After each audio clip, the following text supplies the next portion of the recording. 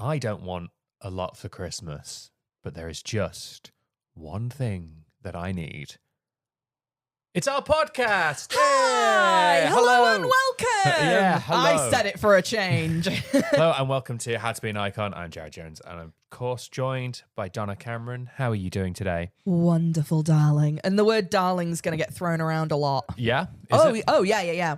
Because we're talking about Mariah Carey. We sure are. Before we get into Mariah Carey. I don't want to get into her. And I don't think she'd agree to that either. Before we examine Mariah Carey. If you haven't already, please give us a follow on your podcast platform of choice, whether it be Spotify, Apple Podcasts. We are on YouTube, and also follow us on social media. Give us a share round. It's, we're in the season of giving. This is a really good gift to give someone. I was going to say, give your friends the gift of knowledge. Of knowledge. And laughter. And laughter. And that's the thing that we have most. So much laughter, so much fun. So You're learning, but you don't even realize that you are. Yes. You can follow us on Instagram, How to Be an Icon podcast. And also we're on Patreon, patreon.com/How to Be an Icon. We have our December month starting very soon of our favorite Christmas tradition media things that we have. Some of them are more obscure than others, but I'm really looking forward to sharing them with They're fun. everyone. And then again, you can share them with your family. You sure can. And they'll go, what is this? What are we doing? But today we are talking all about Mariah Carey. The Queen of Christmas herself. Mm-hmm. We are on November 25th as of recording.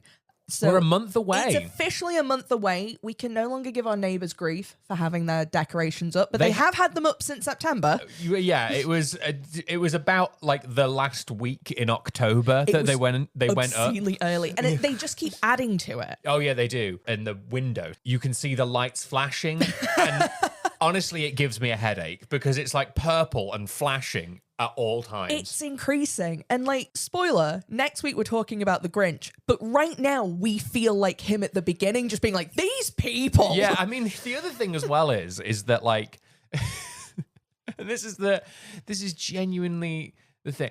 They love Christmas. They play Christmas music, no joke, in summer. They have a barbecue and they start playing All I Want for Christmas Is You. Like, and it's like, that's not bullshit in there. That's a shoot, brother. They play Christmas music all year round. Oh, I can't even get into it. Yeah. We're talking about Mariah Carey, though. Yes, sorry, not about our neighbours. Not icons, our neighbours. Absolutely not. And if you've been listening to the show for a while, you'll know our gripes with our neighbours. Mariah Carey is a woman with many gripes. Oh, can't wait. Oh, her book is great. Yeah.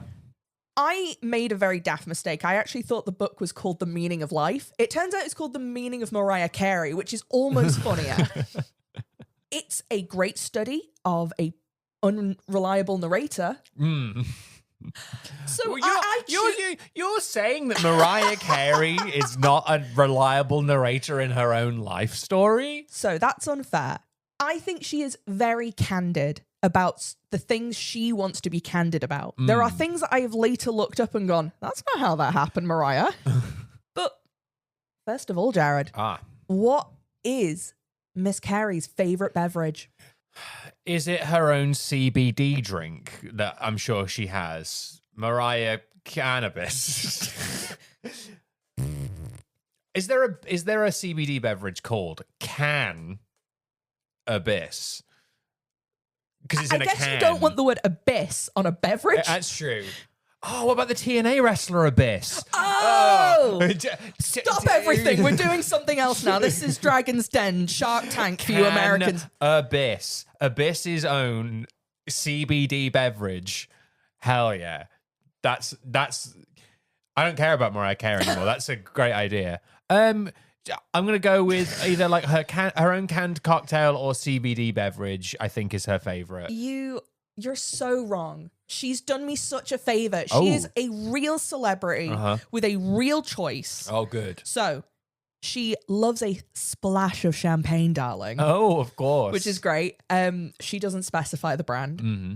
She loves English breakfast tea. and her own brand of cream liqueur. So she liked Baileys so much that she made her own Baileys called Black Irish. I mean, I guess the thing of, she loves Christmas, obviously. Yeah. And when do we drink Baileys? It's always at Christmas. It's only at Christmas. We're going to probably buy some in the next couple of weeks and have it in coffee and go, God, that's a bit much. We normalize putting it in coffee at like 10 in the morning and you go, but it's Christmas. And you're like, no, that's a problem. I've literally, listener, right now, just realized it's called Black Irish because she's half black and half Irish. Well, there we go. I didn't know that. Yeah, there you go. I was going to get onto that, but I've only just put that together. I mean, it works on so many levels, Irish cream, she's part Irish. Yeah. You know. Sorry, I had no her drink is black, and you go, oh, this Irish cream should not be black. That's not. Oh, God, no. That's not the case, by the way, listener. I don't know. I don't know. I'm sure it's delicious. Yeah. Mariah, can we send us some, please? Her book is hilarious. Okay. Some of it's very sad, but she does have, it starts off with this quote being like, I don't acknowledge time. I don't count years, but I definitely rebuke them. I have anniversaries, not birthdays, because I celebrate life, darling. All right. I mean, that... And I knew I was going to be in for a good one when it started. Wow. And the other one I really like is, I wish Princess Diana had been around to see Instagram and Twitter. She would have loved it, to be fair.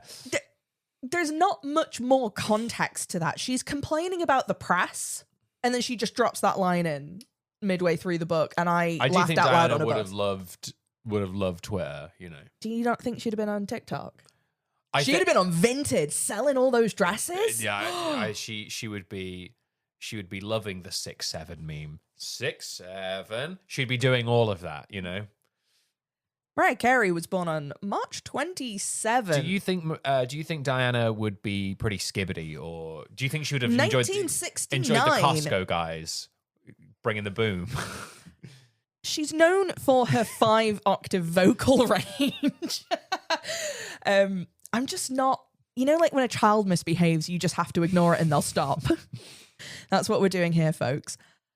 She's known for being able to hit that whistle note. Yeah, she can really hit it super, super high. Like it is crazy. What's the highest note you think you can sing?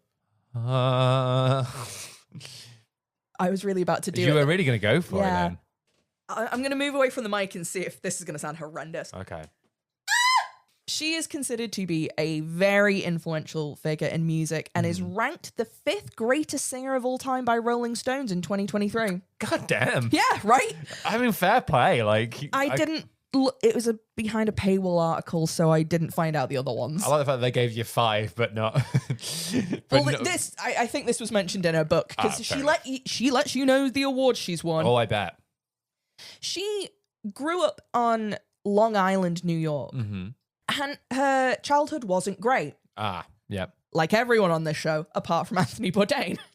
She was like a lighter skin mixed kid in like the late 60s, early 70s.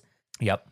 And her siblings were darker than her. So it caused like a lot of like weird tension in their family because she could be white passing and her siblings couldn't. Okay. And again, she didn't really fit in anywhere. She was like kind of isolated by everyone in that awkward.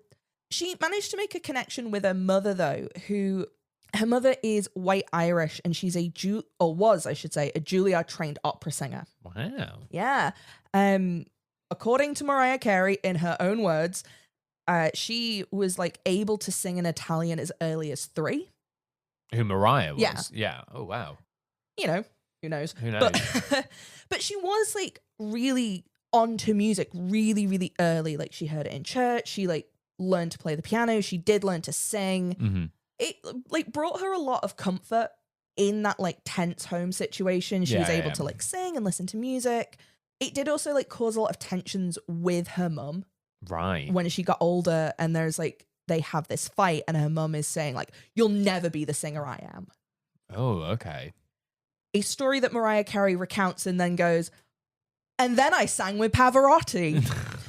It's a great book of And then I had the last laugh. Real partridge. Yeah. Oh, yeah. Yeah. And I had the last laugh. She really hits them. Yeah. There is like this horrible story in her book, though, where she comes home after her brother has attacked her mum. Oh, God. Yeah. And the police officer comes round and he's like, oh, it'll be a miracle if this kid survives. Her older sister, like, has drug problems and, like, almost sells her into sex work. It's all bad. It is bad. Do you know what isn't bad, though? What's not bad? Christmas. Christmas is not bad. Because the home life was bad, her mum did make this enormous effort to make Christmas really magical. Okay, yeah. And I think that's, like, why she made a Christmas album. It's not, at the time, the most commercially successful thing to do. So, like, she was very motivated to do it. Yeah. A bit of a passion project. Yeah.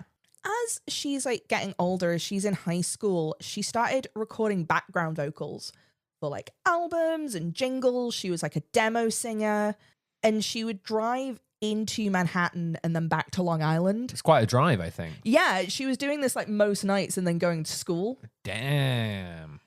Like a lot of the people we talk about on this show, she is so eyes on the prize. Like, she's like, motivated, I'm going to be a singer. She starts working with what she calls like Wayne's World style bands. Yeah. Which is a fun description. I know exactly what she means by that. Yeah. And eventually like convinces them to like use their equipment so she can start recording her own stuff. Mm-hmm. She's really inspired by like the black radio stations that are playing gospel and soul, jazz, all of that sort of thing. And she starts making connections with people. She talks to everyone. Right. She is handing out demos and doing basically anything she can. Because of the movie Grease, she joins beauty school, mostly so she can drop out of it. So she can be a beauty school dropout. Yeah. Go back to high school. Yeah, basically. That's exactly what she does. And she's very occasionally self-aware. I think this is the thing that makes me really like Mariah Carey, because she is, like, insane. I don't know how else to phrase it. Like, she is like if Miss Piggy was a real human. Yeah, oh yeah. She's also, like, in on it a little bit. She knows that she's funny. I mean, it's a good brand to go for. I mean, it's one of those, like, when people start saying that stuff about you already anyway, which I'm sure you'll get into a bit more, of, like, the, you know, the diva-esque kind of thing. Oh yeah, we got some good ones. But like when you get into that like diva territory, it's a thing of like, well, it doesn't matter what I do. If I might as well. I might as well lean in, because like if I'm snippy to someone because I'm just having a bad day, people are going to be like, wow, what a diva. But if I like ask, but it'll get to a point where it's like, I asked someone for a bottle of water and they were like, wow, all right, diva, calm down. Like, you know, it doesn't, at a certain point, once you've got that reputation, you can't really like drop it. So you may as well lean in, I guess. Like, basically, she's not there yet though. No. She starts working as like a coat check. She's living in like lofts. She actually moves into the city. She's like sleeping on people's floors, and eventually gets a gig as a backup singer for Brenda K. Starr. In December 1988, she accompanies Starr to an executive party where she meets head of Columbia Records, her first husband, an actual scumbag, Tommy Mottola. They start playing like the demo CD and he ends up stealing it, which she is furious about, because imagine how expensive it is getting a CD burnt in 1988. You can't just get a stack of them from Asda and do it on your computer. It's a bit more of a process, yeah. Yeah. But after listening to the tape on the ride home, he like turns around and drives back, and he spends 2 weeks trying to find her. Wow. Yeah. She's started to record a little bit of music at this point, and she makes a really smart decision. It's a decision we talk about a lot on this show. After watching a Beatles documentary, she decides that she is going to keep the rights to her music and lyrics. Very smart. Paul McCartney tells the story of when he's there making the video for the song he did with Michael Jackson. I can't remember what it's called, but he's there and Michael Jackson casually asks him like, oh, how much are the rights to the Beatles? And Paul's like, I don't know, like, you know, probably like $2 million. And a lot of money, I imagine. And then Michael Jackson's like, oh, okay, all right. He turns up the next day and goes, oh, by the way, I bought I bought the back catalogue of the Beatles. I bought all the rights to it. So good job, bud. Like, let's carry on. And it's like, oh, you just bought. And it's like, yeah, you now own everything I did. You go, yep. Bye. Yeah, I think literally from this bit of TV, she's like, oh, I'm keeping the rights to it. Yeah. She also meets a young emerging actor, an artist, Will Smith. Haha. What? This book was published in 2020, an important fact which will become more important later on. We didn't quite have the thing on Will Smith at that point. No, it was all a bit rumor and innuendo at that point of like, what's the deal with Will Smith? Like we were living in a pre-slap world. We were. You can define, like, I think time should be defined. Oh my God, I remember where I was when Will Smith slapped that man. we all know where we were. The slap hurt around the world. The slap hurt. He could have died. He could have died. He could have died. There's a great quote from the book. My friendship with Will was always platonic and never weird. No comment on that one. No comment on that one. There's also, I think, and I will go back, double check. I did not have time to do this because I couldn't find it. I need to go back and double check in this book because there might be a massive factual inaccuracy. Oh. I believe this book claims that Will Smith was signed to Death Row Records of Suge Knight and Dr. Dre fame. He was not. Oh, he was not. He has never been signed to Death Row Records. However, there are many other hip-hop labels that have any kind of combination of those words. But I remember hearing it and being like, wait, what? It really made me laugh because it was really like, no, surely not. On June 5th, 1990, she made her first public appearance at the 1990 NBA Finals, singing America the Beautiful. She finishes with her like famous like dolphin whistle, which causes the CBS Sports anchor Pat O'Brien to declare, "The palace has a new queen." And her ego never went down since. Yeah. On June 12th, 1990, Mariah Carey released Mariah Carey by Mariah Carey, and it topped the Billboard 200 charts for 11 weeks in a row. Damn, that is impressive. She also started a relationship with Tommy. Right, okay. He did find her. Oh, good. You know, maybe not. He's just going around all these apartments in Manhattan being like, Mariah, is that you? It's like, no. I've got your CD or a cassette. I rewound it. No, he is getting her into the studio and recording this album. Yeah. The same year she won Best New Artist and Best Female Pop Vocal Performance for her single Vision of Love. It was the best-selling album in the United States in 1991 and has sold over 15 million copies worldwide. Ooh. That's your first album. That's pretty tasty. She's not very old at this point. No. She is like early 20s at the most. And Tommy is 21 years her senior. Not great. She describes that relationship as a gilded cage, and I think that's a very generous way of putting it. Yeah. He drives her out to this plot of land at like very late at night, and she's like, oh God, what are we doing? Gets out and he's like, this is where we're building our house. Right. They build this ridiculous mansion. Mm-hmm. I've seen enough grand designs. That thing probably went over budget, and I reckon it got done in time and no one got pregnant in the middle. Why do they always insist on having more children while you're in the middle of building a house? The current children you have don't have a house to live in because you're making it. Why have more children? Because I can just bang on another bedroom. It's fine. I'm building you don't this have house. any bedrooms. Mariah ends up calling this mansion though Sing Sing, comparing it to the upstate New York prison. Yep. Mm-hmm.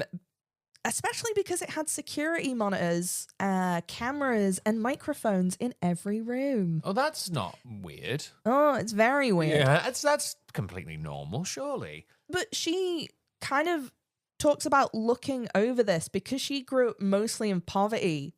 Having a house built for you with a ballroom and a recording studio is like, oh wow, you kind of do the checks and balances a little bit, for yourself. The media starts portraying her as a gold digger, obviously.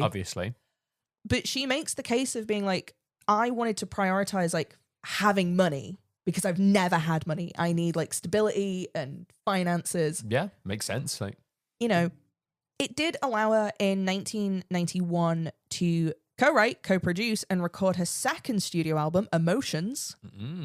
This one's a little bit more Motown and actually has one of the singers from the Supremes help out on it. Nice. It sold 8 million copies and was kind of considered a flop, but I guess that's because there's 10 million margin. Well, I guess the thing as well is that like in a, you know, selling 8 million records now, my God, you couldn't even. Yeah. You couldn't even imagine such a thing. But this is the time where like buying music is very, very common. Yeah. So, you know, selling 8 million records, sure, it's not nothing. But when your debut sells 15 and you're doing like kind of like half of that, it's a bit like, yeah, you know, so, but my God, if you could sell 8 million records today. Oh my God. Oh, good Lord. If we could get 8 million people listening to this, you can have at least a toe. Share it with your friends. Please. Please. I don't want to lose any more toes.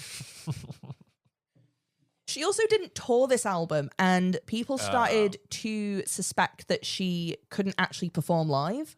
I mean, that is probably the other thing as well of like touring will, if you're not touring your album back then, it's going to cause a problem. It's going to cause a problem with sales. So yeah, I can see. But yeah, people start being very, very snippy and accusing her of actually not being able to sing. Do you know what? I can see it because it is. You're not touring, and the way that she does sing is insane. Like Yeah. it's incredible. Like you can't. It really is, and So it makes sense that someone would be like, well, she can't do that. Like that's, you know. but she had the last laugh. Ugh. She recorded an MTV Unplugged session. Oh, where classic. I've watched bits of it. It's really good. For those that don't know what MTV Unplugged is, it's sort of a bit like here in the UK we have the Live Lounge on BBC Radio 1. Do we, or do they just do it when they remember? When they remember, yeah. But basically it's just an acoustic set that was filmed live, and it was like very big at the time because like Nirvana did one. Yeah, like, Nirvana is probably the best known one. They do just very stripped back acoustic gigs, a lot of like covers. Yeah. It's a real chance for big musicians to do shows that they never normally could do. Smaller, more intimate kind of gigs, yeah. And they generally got sold as EPs. You Yes. can listen to a bunch of them. Hers would go on to be a triple platinum record. God damn. Yeah, right? She just popped it right back. And I had the last laugh. At the time, though, because of her relationship was so controlling and so like overbearing, she didn't realize she was famous. She's Mental. showing up at an event, and there's loads of like police cars and stuff, and she's like, "What's happened? Why are all these police cars?" And like, "It's for you. It's for the crowd." And she's like, "What do you mean? Like, what? Why me? Like, I'm." And then she like realizes in real time that she's famous, and it was like the Damn. first time, and she's like really freaked out by it because That's mental. one of her makeup artists, and I think her hairdresser as well, had like made this really cute little scrapbook with all like news clippings and stuff, and Tommy threw it in the fire. He like kind of didn't want her to know she was famous. Jesus. Yeah. It also gets really complicated because she is getting famous. Some of her more unsavory family members are trying to get closer to her. Yep. And unfortunately, Tommy actually stops that from happening. Right. So now she's in this very odd situation of like, you are protecting me from this thing, which is arguably worse. Yeah, you know, 6 of one, half dozen of the other on that one, I think. Yeah. For her at the time, she thinks one of them is worse. Yeah. They got married on June 5th, 1993. She married him because she thought the relationship would improve. It's always the way, you know, I think. Just a public service announcement. Never will. No. It'll never do that. But I believe that if you have children, that will save it, right? Like that's the thing that does save it. If the marriage doesn't work, then have a child. And then when that one's not working, have a second child. And then go to Thailand. And then go to Thailand. Yeah, I think that's the playbook there. We're not lawyers, but we're really smart. We're real guys. We know everything. Definitely have that baby. It will solve your marriage. Do it. Do it. What could go wrong? Call it Apple. Give it a really zazzy name. And then consciously uncouple at the end. Oh. The baby. Consciously uncouple from the baby. You get rid of the baby. The baby's the thing that's going to be harshing your vibe, so... Show it to the orphanage, like, vibes off with this one. Yeah, that's it. One of the things that she continually has arguments with him about, and one of the things she will stand up to him, is that she wants to make her music, in her words, more black. Okay. She wants, like, the influences that influence her in her music. Yeah. You know, it's kind of eked out. He definitely gives it to her kind of as a reward. Yeah.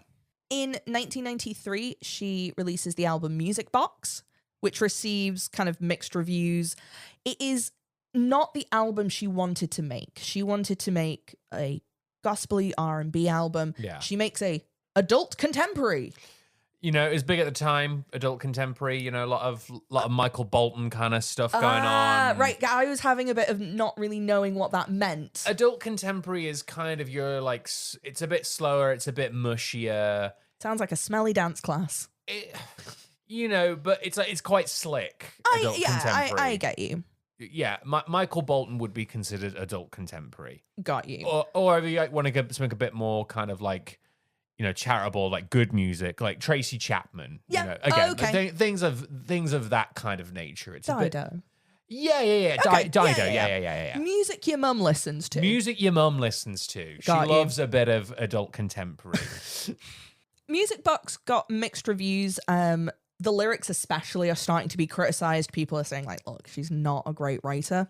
This album had Dream Lover on it, but more importantly, it has the song Hero. When a hero comes along. Mariah Carey, Hero. I just think of Enrique Iglesias because You're always thinking about Enrique he's Iglesias. so dreamy. Oh my god. God. I can be a hero, baby. That's adult contemporary. Yeah. Fun fact, Mariah Carey's Hero, Focus, Mm. was originally written for Gloria Estefan. I love those. They're always so fun. The one that I always think of is Rihanna's Umbrella was originally written for Britney Spears. Would it have been a better song? No, I think it would have been the same song. Yeah, that's fair. Tommy insisted that Mariah Carey kept it, though. In one of these, like, kind of good decisions. He's a scumbag, but he is, like, good at what he's doing. He knows the music industry, yeah. And he is adamant. She, at the time, is like, I don't love this song. I think it's a bit corny. And he's like, no, you have to, like, keep this. Yeah. And, you know, it's probably good she did. Like, she would eventually sing it at the inauguration of Obama. Damn. And at a 9/11 memorial. Wow. Yeah. Well, not a 9/11 memorial. The 9/11. Yeah. Just one of them. No, it was like the big main one. Yeah. She then grinds her book to an absolute screeching halt to talk shit about all of the people who've tried to sue her over it. Okay. It's too long to go into detail, but again, she had the last laugh. Music Box is her best-selling album and one of the best-selling albums kind of ever. Yeah. At 28 million copies. Oh my goodness. That's a real. But immediately after, there is one even bigger than that. Oh boy. This is like the thing, like when you're in the ocean and you see a big fish and it gets eaten by an even bigger fish. Yes. This is like the third big fish. This is like a big fish. Mm-hmm. Merry Christmas was released on November 1st, 1994. It became a best-selling Christmas album with global sales of over 15 million copies. Damn. Which, like, I was like, oh, that's not many. But then it's a Christmas album. That's Not true, many like, people buy Christmas albums. No. It's also the unfortunate thing of like everyone knows the lead single, obviously. Yeah. Do I want a whole album of Mariah Carey's Christmas songs? Probably not. Christmas music is best consumed as the 3-set disc that we all had in our parents' cars, where you like skip the second disc and you only listen to the third one because it's got the South Park song and Bo Selector on it. We were so cheap that we didn't actually have that CD. So one of our friends had burned that CD for us. We had a bootleg of that CD. Also, the other thing about that is that whenever you hear everyone has an order of Christmas songs. Oh, yeah. You will hear one song and then go, there will be a song that has to come after it. Yeah. Song that has to come after because it was on the CD that you had in the car growing up. Yeah. No, it's all in there. It's so in there. I feel like if I got regressed or something. It's just a thing of like, if I got hypnotized, I'd be able to tell you. I'd tell you the exact track order. My past life knows the exact order of that it's album. like Chris Rea's Driving Home for Christmas comes on, and then then All I Want for Christmas comes on after that. You're like, something feels wrong here. I don't know something's not quite right. I'm always going to skip track 3 because it's the John Lennon one. Yeah. It was number 1 on our CD, and then it's Paul McCartney. Oh, wow, beef. Yeah. All I Want for Christmas Is You has sold 16 million copies as a single. I mean, that's crazy. And has been the US chart topper every December since 2019. I mean, that's wild that it took so long for it to get to number 1. And now that it's so consistent. I think now because it's so consistent is because streaming is it's so much. People aren't buying that record every year. No, that's true. So streaming is kind of the thing that's going to get that to number 1. Having said that, though, the fact that it is number 1 every Christmas for so long is Yeah. I used to do a Christmas show at the dance school I went to, and it was every other local dance school. And there was one year where I am not exaggerating. Every other dance school did a routine to All I Want for Christmas Is You because it had just been in Love Actually. Oh, yeah. And the audience was getting so fatigued from hearing this song that they started to boo. The Blackpool Opera House, huge building, you have adults booing children because they do not want to hear this song for the 4th time in the 2nd act. Bloody hell. I can hear it so. You're oh God. Yeah. End this. People were leaving. Oh, I bet. And every year after, you had to submit the music ahead of time because they could not allow that to happen again. But that is wild, though, that as a song, I don't understand how it's such a perfect Christmas song. Yeah, it is. And it's one of those things that's it's very sweet as well. It is very sweet. It's kind of high energy and stuff. The other thing as well is that in the UK, it's very different because we have a lot of Christmas songs. We do. In America, there are definitely way fewer number of Christmas songs. Yeah, get on British Christmas music. It's pretty good. It's pretty good. We got quite a lot of stuff. But yeah, there's not as much. So for a lot of people in the States, I think, that is the Christmas song because everything else is kind of old 50s which I love, by the way. Yeah, I think that's also very fun. I've said this before. But the Womble's Merry Christmas. Yeah. I've said it before of I love Christmas music because it's the very rare time that you get to, on the radio, hear things from every single decade and every different genre.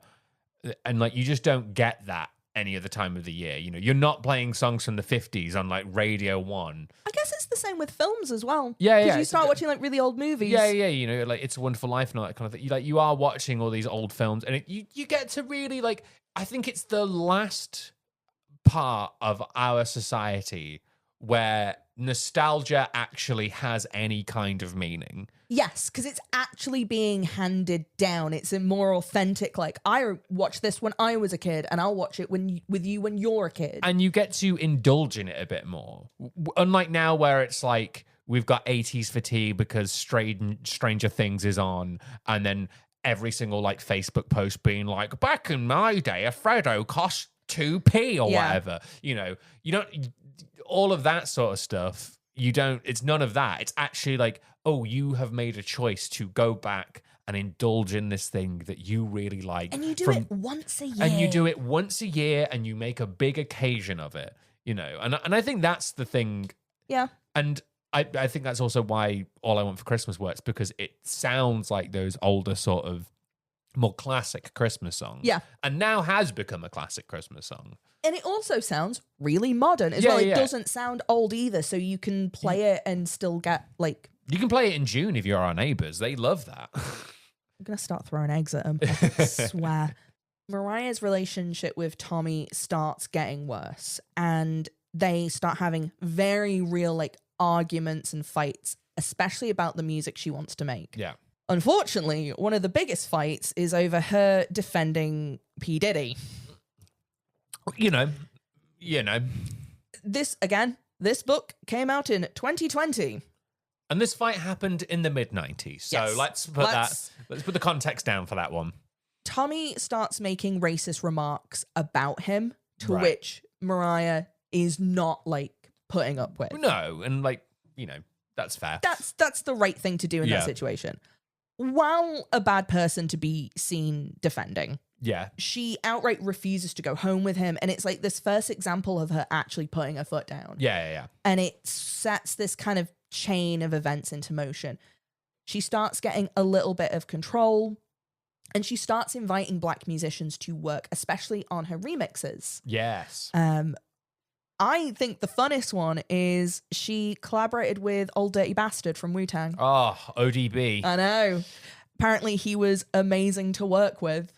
He's quite a character, is ODB. Yeah, that is exactly how. She described him as that uncle. I can believe that. Yeah. Yeah. I and see that. he at some point goes missing while he's trying to find the right outfit for the video. Perfect. Yeah. Beautiful. R.I.P. Oh, that whole chapter's wonderful. He is just kind of in the background of it the whole time.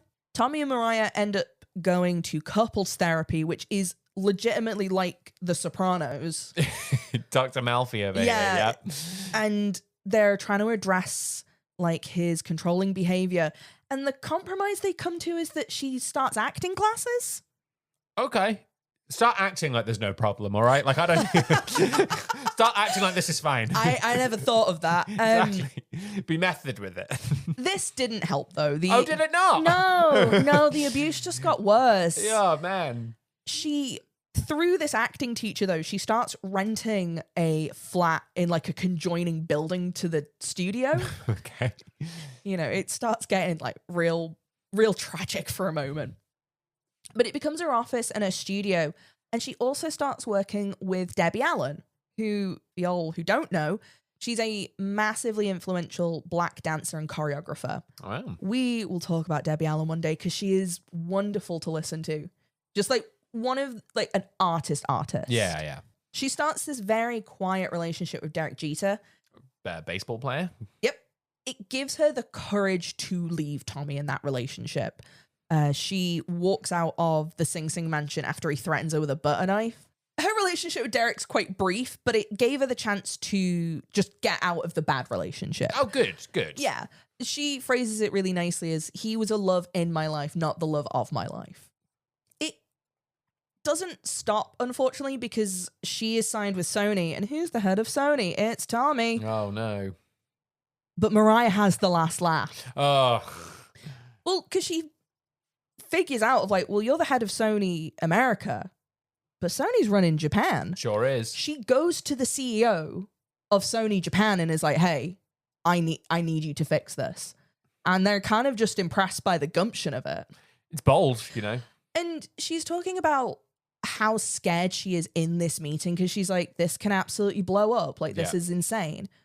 But she's also just looking at the men around her and going, well, if they can do it. Yeah. I mean, it's completely fair. Like they're encouraged for being aggressive and unyielding. Here's something I actually care about. Yeah. So she's just following suit. She manages to separate from Sony. Tommy's still on one and is doing everything he can to sabotage her, including stealing cardboard cutouts from like record shops.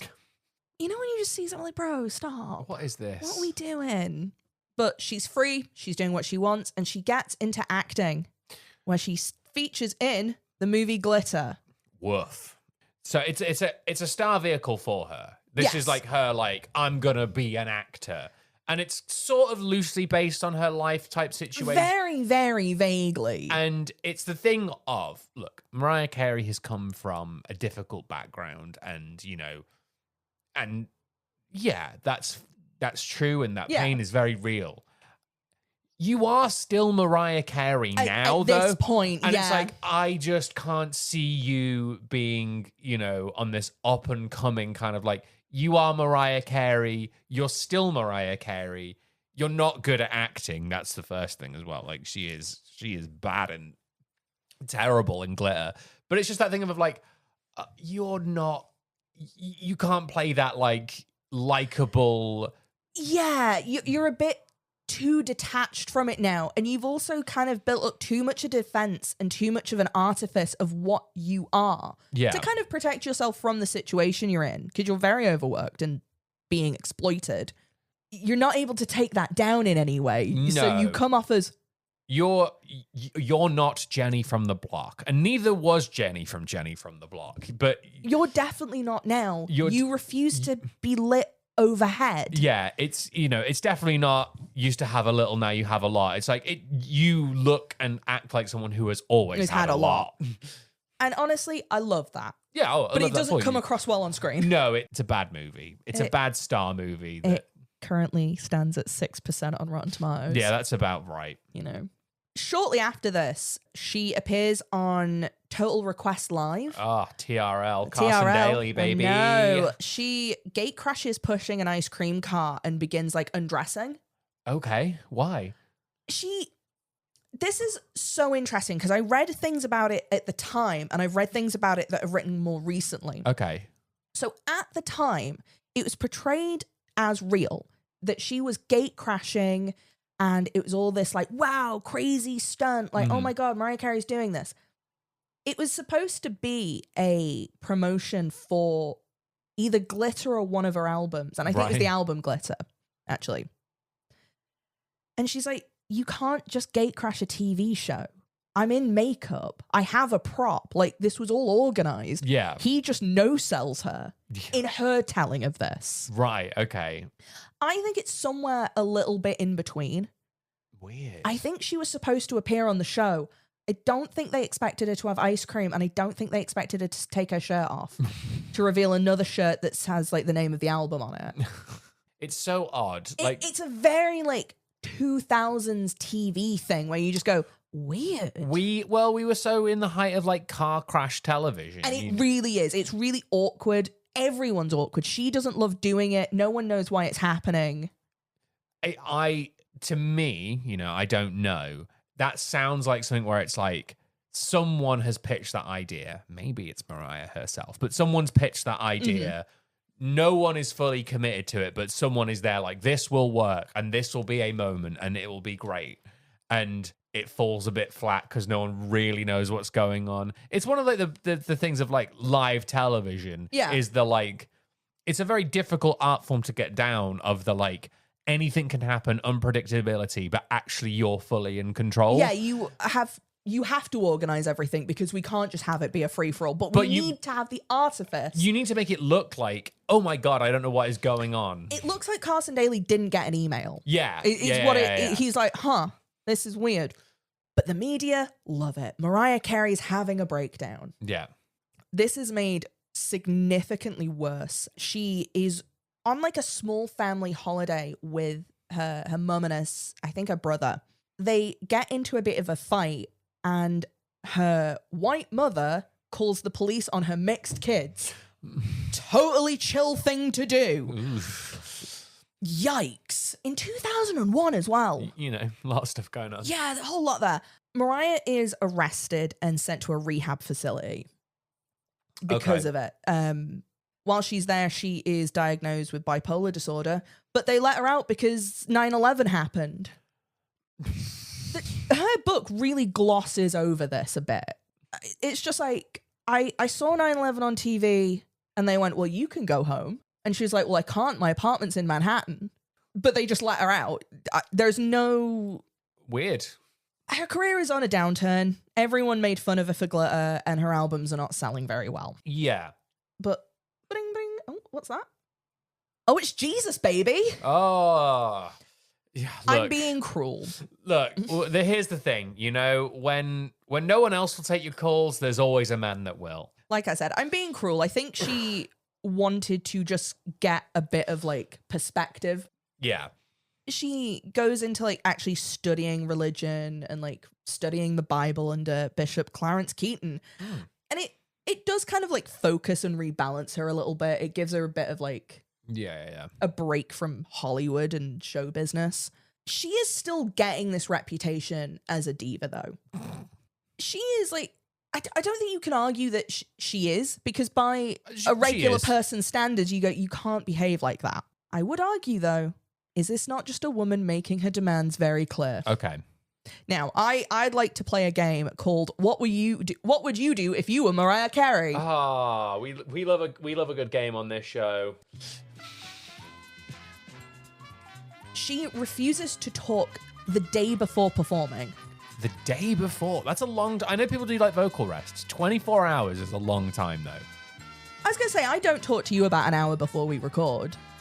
That's just because you've got a shit on with me, though. I don't want to do this. Why do you keep making me do this? Why are we doing this? It's stupid. Share us with your friends, everyone. Yeah. How to be a podcast icon on Instagram, Patreon, coming to you live. Now, it is a day before is kind of a lot. Yeah. However, think about her voice. It's true. And I think this is something we do forget, actually, that singing is hard. Yeah, it is hard. And I think when you have a range that she does, I think you do have to take care of that instrument very, very carefully. That's fair. And I think it's very similar to like wrestlers and ballet dancers, that your career is actually a lot shorter than you think it is, unless right at the beginning you start taking care of it. Yeah. And I think a lot of singers like that find out a little bit too late. Yeah. She has 20 humidifiers in her bedroom for her voice. That's wet. That's real. We'll just put the shower on, love. You know, just turn the shower on, leave it running. How many are you having? I don't like. This is what would you do if you were Mariah Carey? I don't like it. I don't like a sweaty room. I don't like a room that's sweaty. So like, no humidifiers for me. How are you protecting your voice? Big scarf? Yeah, big scarf. Yeah. During the birth of her twins, she welcomed them to the world with her own live album. She played the live version of her song Fantasy so that her two children could hear the standing ovation as they entered the world. I think the bit there that's getting me is that you're having to go, rewind that back. No, they're not here yet. Send it back. Like, let's go back a bit. There we go. Perfect time. Oh, no, that. Oh, no. They're not here. What are you playing as your child is? What episode of this podcast do you want them to hear? Do you know what? I'm probably just going to play the Stone Cold Steve Austin theme if I'm going to do anything. I want them to come out as the glass shatters. Ah. Yeah. No, that's good. Yeah. The Only Fools and Horses theme. Of course, yeah. Children of culture. She once refused to perform when she requested 20 white kittens and 100 white doves to be released upon arrival. What, on stage? Just there to be there for her, and she refused to perform because her request wasn't fulfilled. Gee, I bet. Where are you going to find that many? Do you know what I think this is, though? The cats are going to get the doves, you know. It's going to be a real problem. I think we keep them separate. I think this is like that thing that rock bands do where they want, like, the blue M&Ms taken out. Oh, like, just to see if they can. I think it's like you've read the contract thing. Yeah. No, that's fair. I can see why you go, that's ridiculous. And she also does want them as well. That's the other thing. Yeah. What am I requesting? Yeah. I'm probably going to request, like... Man, I'm here for the blue M&M kind of thing. Like, that I am here for. I guess it's going to be something that, like, I need in my house. Of, like... don't know if we got any eggs. Can you get me like a carton of eggs, please? Like I need some eggs. Do we need anything else? We need a chorizo, a passata, and a frozen pizza. We've got frozen pizza, haven't we? Yeah, get me another frozen pizza. Thank you.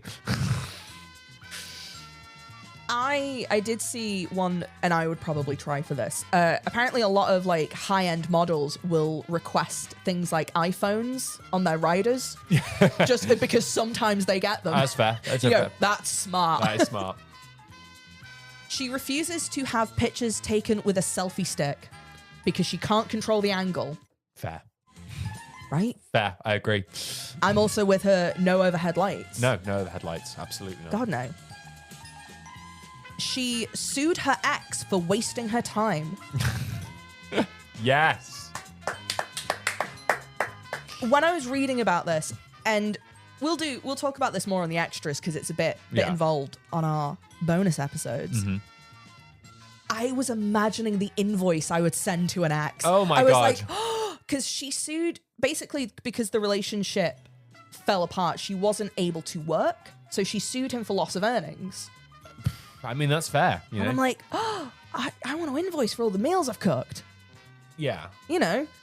I hope that when this podcast, you know, becomes very, very uber successful, more so than it already Share does. with your friends. Share with your friends. If we just keep saying it subliminally. Yeah. I'm going to sue my current place of employment for wasting time. I could have been more successful faster if they hadn't have held me back by the boring 9 to 5 that I'm forced to do. With a good lawyer, Yeah. I reckon you can. Yeah, absolutely.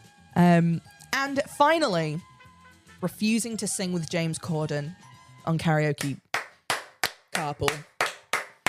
We should not give that man an inch. He is a disgrace, and I'm disappointed she even got in the car. I'm surprised too. Honestly, disgusting. Yeah. Like, imagine having to share a vehicle with that fat idiot. And we're not body shaming him because I'm also fat. And I'm also an idiot. But So, based on that, like, what do you think? Would you? yes, yeah, Is she still? Yeah. yeah. She's still a diva. Like, she is. There are some that are really, really reasonable. There are some that I get because she talks about working with Aretha Franklin, who famously would not sing with air conditioning on Yeah, and because it affects your voice. And you go, I get that. Yeah, I totally see that one. You can't sing when it's cold. yeah, We all know the performance. yeah. But then you think about like even like Marlon Brando and Val Kilmer and all of that yeah. like nonsense, even like Prince. Yes. You go, are you doing anything that different? You know, I think there's definitely an argument to be made. She's not refusing to come to the stage. You just have to wheel her there. Yeah, you have to wheel her in an office chair. There's definitely an argument of like there are male performers who could probably ask for the same things and they might get a little bit of the diva treatment, but I don't think they'd get it as hard as she does, you know. Like I say, Marlon Brando is still considered one of the best actors of all time, but he wouldn't put his sandwich down. Yeah, like he had a director have plaques around their neck with the lines on because he refused to remember anything. Yeah, he'd wear an earpiece and he would refuse to come to set. He'd be the last person on set, and if anyone got there before him, he just wouldn't come out. So it's like all that sort of stuff is like, you know, that's real diva. Yeah. But Jared. Do I think that she is an icon? Well, first of all, if you have enjoyed this podcast all about Mariah Carey and it's definitely all been about Mariah. All about Mariah Carey, nothing else and no one else, please give us a follow on your podcast platform of choice, whether you are on Apple Podcasts, Spotify, YouTube. Follow us on Instagram, How to Be an Icon Podcast. Please share it around with your friends. We would really, really appreciate it. And, you know, going to ask the question, leave us a comment down below. Who is your favorite diva? I think is my question that I'd go for. Mine's obviously Miss Piggy, followed by my wonderful co-host, Donna Cameron. Mine's me. I'm my favorite diva. That's absolutely fair. Followed by Minnie Driver in The Phantom of the Opera. She's great in that film. You can also give us a follow and subscribe on Patreon, patreon.com/how to be an icon. You can get our episode of the post show all about the fun things that Mariah Carey has been up to and some of the rumors that surround her, which are very, very interesting. Mm-hmm. And, you know, we couldn't actually fit into the show because we've already gone an hour. So, you know, We've gone so long. Yeah, give us a subscribe on there. Patreon.com/how to be an icon. But yeah, do I think that Mariah Carey is an icon? Yeah, absolutely, I do. I think it's a weird one, really, because like Mariah Carey, unfortunately, just gets lumped in with Christmas, and it's a bit like, no, I think you deserve a bit more than that. Like, she has an enormous discography. Yeah, but then again, but also at the same time of like, if it was like my face was associated with the holiday season that everyone says like, No. oh, it's Jared. Jared's here, everyone. Yay! Easter Jared. Yeah, I think I'd be quite impressed by that. We can start the campaign for making you the face at Easter. But it's a weird one, really, isn't it? Because like, I think she deserves more credit than But just. she already has. But she already has a lot of credit. She has so much credit, and she's also not like she doesn't hate it. She loves being the queen of Christmas. Oh, she loves it. She leans into it. It's the video of her singing with her kids in the car, and she tells her kids, "No, you don't sing this bit. This is mommy's bit. This is mommy's bit. This is mommy's bit." There is a great live performance where she does that to a backing singer, where she goes, "Sweetie, that's my part." Which, like, God, I'd have to go live in a hole after I- Mariah Carey goes, "Sweetie, that's my part on stage." I get she probably says that with like all smiles and stuff, but you know that she could have you if she could. Yeah, she's smiling, and then you She's a vanish. You go off stage, and you're never seen again. Yeah, it's smiling like assassin kind of thing. Yeah. Yeah. both with and without Christmas, she is an icon. Mm-hmm. She is one of the best-selling female artists in history. The only person that has sold more records than her is Taylor Swift. Damn, that's pretty recent as well. Yeah, right? Her list of awards is nuts. I was like, she has sold 220 million records worldwide. I had to check I got that number right. She's inducted into the Songwriters Hall of Fame. Mm-hmm. She has 5 Grammys, a Grammy Global Impact Award, 10 American Music Awards, 19 World Music Awards, 14 Billboard Music Awards, the MTV Michael Jackson Video Vanguard Award. Never heard of it until today. Times has named her one of the most influential people in the world in 2008. Phew. She holds the record for the most Billboard 100 number one singles by a solo artist, Damn. female songwriter, and female producer, and has spent 97 weeks atop of a chart. That's crazy. That is insane. And she was in Lego Batman. I didn't know that, but good for her. I know. You can't. The numbers don't lie, and they do spell disaster for They you. spell Mariah Carey. They spell Mariah Carey. So Yeah. it's one of those things where it's like, God damn, like that is a ridiculous number of accolades that can be bestowed upon one person, and Yeah. rightfully so, you know. And I think maybe it's that thing of like, maybe we just need to reappraise her a little bit. Like, I think there's a lot more grace that can be given to her. I think for being like a poor black mixed kid in that part of the world, that part of history, yeah, it's very impressive that she got there. you know, she was eyes on the prize. She knows what she wanted, and she got what she wanted. And continues to get what she wants. Constantly. She is respected by other big singers. Like I said, Aretha Franklin has a lot of respect for her. Like, Yeah. she's shared a stage with Celine Dion. Like, she sits among like these real heavy hitters. Oh God, yeah, absolutely. Like, so comfortably. And she is just a part of pop culture as Yeah, well. she Like, is, yeah. we haven't even talked about any of the memes, any of that. Yeah. She is so ingrained. Like, everyone knows who she is. Yeah. And even if you don't, you know at least one of those songs. Yes. But Jared, what can we learn? I think my lesson would be lean in, you know? If people are going to call you a diva, lean in. Like, you may as well. Yeah. There's no point in trying to like fight against it. You may as well lean in, because at the end of the day, people are going to, once people have made that assessment of you and you've got that label of you're a diva, you know. And I think the other thing is about her is that, yes, she is a diva, but you don't hear reports of her being hard to work with. No. She is a diva. She will demand to be carried to the stage. She will not look at you or like speak to you. But she is so professional. But she will work. And I think that's the thing that like a lot of other people that are labeled as divas is like, you're labeled as a diva and you don't show up. It's the like, you're not super professional. That is not the case for Mariah Carey. She is a diva. Yeah. 10,000%. But she will go on stage and she will smile while she does it, and she will sing. Yeah, we call it smile. It's you know, some of her faces are incredible. She will, you know, do her best approximation of a smile. And I think the other thing that I have to bring up in this is the interview that she did not that long ago, a couple months ago, with Scott Mills, and he asked her about Katy Perry going to space. Oh, I was going to finish with this. I'm so glad we brought this up because I think about this so often. Because he asked her like, oh, would you go to space? And she's like, went to space? It's like, yeah, Katy Perry went to space. She's like, wow. Really? Like, would you go to space? And she says, just point blank, I've done enough already. And I think, you know what?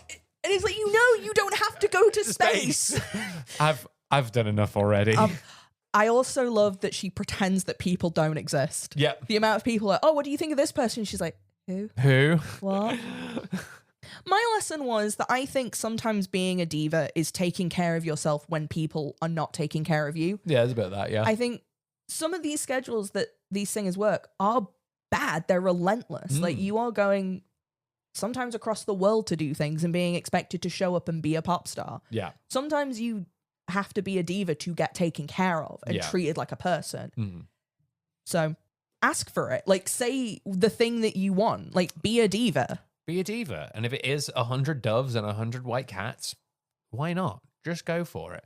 And if it is, share this podcast with your friends, then yeah, you should do that, because that's what we want. Our rider will be that every member of staff has to have listened to an episode of the podcast, and we will ask you questions. And you have to share it on your social media feed. Show me your phone. Show me your phone. Yeah. Don't just put it on the close friends. Put it on your only friends. Yeah. Oh yeah. I don't want to see that green star. No. You're going. Can you DM it to a few people as well? Yeah. Thank you. No, that way. No, just so that we know that. It's just so we know that you've done it. Yeah. That's what we're gonna do. We're gonna be absolute tyrants when we go on our live tour, which we'll definitely do. It's coming. It's not. I mean, it is. It is sometime in the future, but I said that like, watch out. Watch out. No, there are no plans. We're getting a minibus and we're hitting the road. If only. No. If only. But thank you very much for listening to this episode on Mariah Carey. Like I say, if you haven't already, please share this podcast around. We are on Instagram, How to Be an Icon Podcast.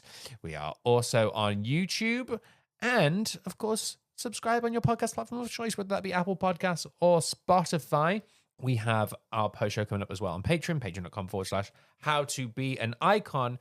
Next week, we have something very, very fun, as we are getting into the Christmas spirit, but we won't spoil what it is just yet. But it's just make sure you lock your doors. Yeah, because it's a big one. But thank you very much, Donna, for this episode. It's been absolutely wonderful. You're welcome for listening. As always. And home safe, everybody. Everybody, home safe.